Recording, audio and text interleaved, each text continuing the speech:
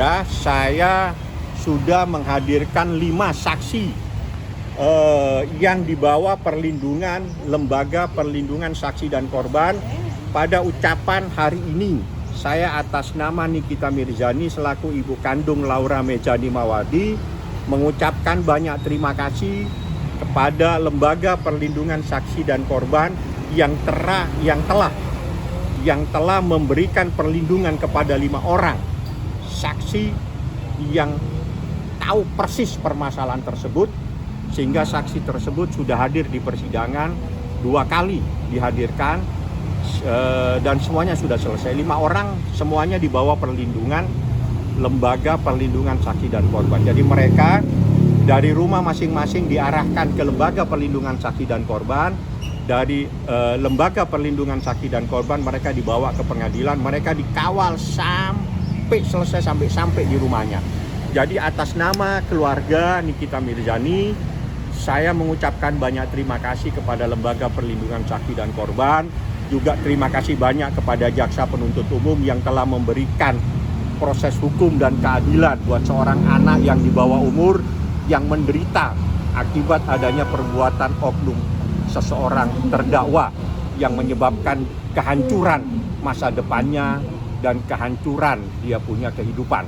Jadi saya ucapkan banyak terima kasih Jaksa Penuntut Umum pada Kejaksaan Negeri Jakarta Selatan. Tolong berikan keadilan, tolong lindungi. Dan ini menjadi pembelajaran dan catatan dalam sejarah. Jangan mempermainkan anak di bawah umur. Hati-hati, Anda bisa masuk penjara 15 tahun kalau Anda ganggu anak yang di bawah umur. Ini adalah catatan dan jadikan pembelajaran. Jangan mengganggu anak yang belum dewasa, apalagi sampai melakukan hal-hal yang terkait dengan seksual. Ya. Penyesalan Fadil bisa meringankan, Bang? Saya tidak mencampuri persoalan penyesalan. Apa yang harus disesalkan? Seharusnya itu dia seorang yang sudah cukup berpikir. Harusnya melakukan sesuatu itu harus dengan otak, supaya tidak membuat permasalahan segaduh ini. Saya kasih tahu, sampai detik ini Nikita tidak pernah memaafkan. Karena bagi Nikita, anaknya sudah tidak mungkin bisa kembali seperti semula, dan ini adalah kehancuran buat anaknya. Nikita itu menangis pada saat dia mendengar bagaimana keterangan saksi-saksi di persidangan. Kalau LM sendiri, Bang, maafin atau seperti apa, Bang? LM itu tidak pernah, jadi sudah selesai persoalannya sama dia, dan dia bilang bahwa memang mereka ada sesuatu, ya, dalam artian seorang anak yang masih belum dewasa diganggu-ganggu, terjadilah sesuatu.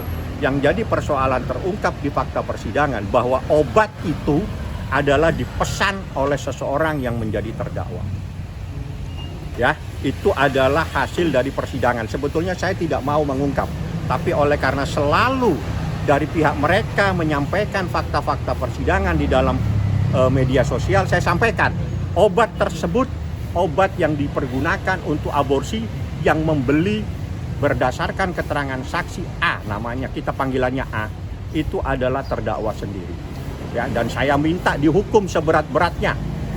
Ini atas permintaan Nikita Mirzani, dihukum seberat-beratnya kepada pelaku atau terdakwa, supaya memberikan pembelajaran kepada masyarakat yang lain, memberikan pembelajar kepada orang-orang yang lain. Jangan ganggu anak di bawah umur, jangan ganggu anak perempuan yang belum dewasa. Anda akan mendapatkan masalah hukum, bisa maksimal 15 tahun Anda di penjara. Kalau ganggu anak yang belum dewasa menurut hukum, apalagi sampai melakukan hal-hal yang terkait dengan seksualitas.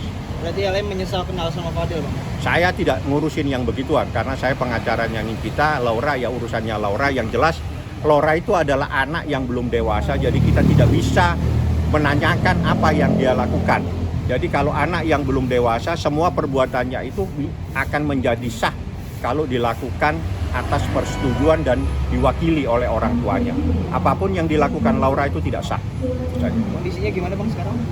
Saya tidak mengikuti yang terakhir, dia dalam keadaan sehat walafiat. Saya monitor melalui tempat di mana dia lagi ikut pendidikan. Pendidikan itu pendidikan secara batiniah, supaya dia lebih tenang, karena ini kan ada persoalan yang luar biasa mengguncang dia punya kehidupan. Semoga dia lebih tenang dengan kejadian ini. Saya harapkan jaksa memberikan tuntutan yang semaksimal mungkin, supaya bisa memberikan pembelajaran kepada siapapun juga.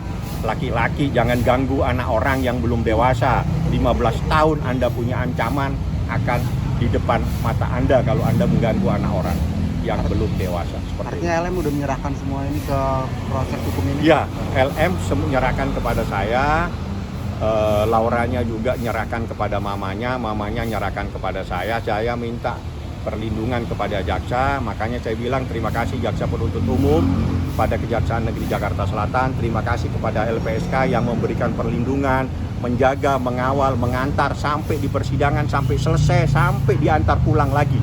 Dan itu 5 orang, Anda pun tidak ada yang tahu siapa dia. Karena itu saya betul-betul tutupi mereka-mereka yang ada di bawah perlindungan LPSK. Ada 5 orang secara sah dan saya mendapatkan surat keputusannya. Yang mendaftarkan mereka saya, yang meminta perlindungan terhadap mereka saya, yang membawa mereka ke LPSK saya, dan mereka dikeluarkan penetapan bahwa dia surat keputusan ya, bukan penetapan, surat keputusan LPSK bahwa mereka di bawah perlindungan LPSK sampai selesai.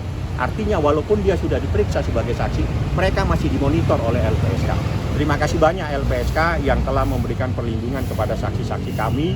Terima kasih Jaksa Penuntut Umum, tolong berikan keadilan seadil-adilnya, hukum seberat-beratnya, tuntut seberat-beratnya terhadap orang yang telah mengganggu masa depan seorang anak yang belum dewasa. Seperti itu. Tapi kan LM sempat ketemu. Nggak ada, ketemunya di ruangan sidang, dan ruang itu sidang. enggak, itu di ruangan sidang karena itu kewajiban. Iya. Tapi setelah itu nggak pernah ketemu lagi. Iya, tapi maksudnya gimana waktu ketemu presiden? Nggak tahu saya nggak ngurusin perasaan orang. Laura tuh berarti pendidikannya berapa lama? Pendidikan untuk menenangkan kembali, kan dia terguncang dengan persoalan ini, mana media segala macam beritanya cukup luar biasa, ya harus ditenangkan kembali. Insya Allah nggak apa-apa. Tapi ada rencana sampai berapa lama gitu? Nggak tahu, itu nanti tergantung daripada Nikita Mirzani. Tapi berarti itu pendidikannya itu lebih ke arah buat mental. Iya, untuk mengembalikan mentalnya supaya dia tidak terguncang lagi. Kan sangat terguncang dengan peristiwa ini, apalagi ini peristiwa betul-betul masif beritanya pada saat-saat awal. Banyak sekali Anda bisa lihat di Jakarta Selatan sampai live dan sebagainya, dan itu menjadi catatan sejarah dan menjadi memori dalam kehidupan dia. Jadi kita perlu menenangkan dia biar dia dibawa bimbingan dari sebuah tempat, dan itu diserahkan sepenuhnya sama Nikita Mirzani kepada tempat tersebut untuk memberikan pendidikan, memberikan pengajaran tentang bagaimana dia bisa bangkit kembali seperti itu. Rencana Tapi setelah selama pendidikan itu dia ada akses internet itu nggak sih Bang untuk? Saya nggak tahu, saya pikir karena itu dalam proses itu saya nggak paham ya. Tapi kayaknya sih saya kalau komunikasi melalui telepon dari petugas itu bisa. Jadi dia bukan berarti dia tidak bisa komunikasi, bisa. Cuma kalau langsung saya tidak pernah. Tapi kalau melalui petugas yang ada di sana atau ibu guru lah ya bahasanya, ya gurunya yang mendidik bisa. Tapi dia sendiri megang gadget gitu? Enggak, saya nggak tahu. Karena biasanya itu bukan hanya dia, semua tidak boleh. Karena itu kan ada hampir 100 lebih yang ikut pendidikan di sana. setelah mentalnya udah sembuh, udah kuat Ya lagi, nanti kalau apakah- dia sudah bisa kembali melihat realita kenyataan bahwa ada sesuatu yang terjadi yang sebelumnya, mohon itu dihapuskan dalam sejarahnya.